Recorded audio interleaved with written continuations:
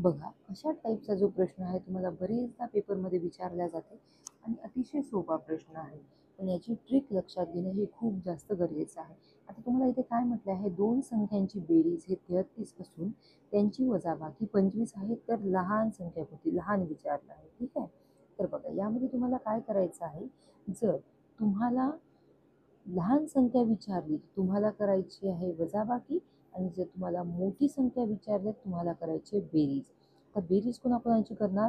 तुम्हाला म्हटलं आहे दोन संख्यांची बेरीज ही 33 असून त्याची वजाबाकी 25 आहे. या दोन संख्यांची करायची बेरीज म्हणजे 33 + 25 आणि भागीला 2. भागीला 2 का बरं?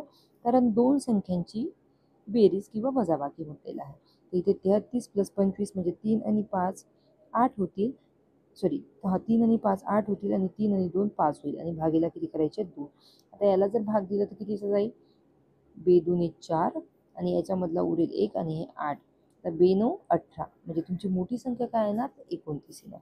आता पण आपल्याला इथे विचारली कोणती संख्या? लहान संख्या विचारली आहे. लहान संख्येसाठी तुम्हाला काय करायचं आहे की दोन्ही संख्याची करायची वजाबाकी म्हणजे 33 - 25 भागीला 2.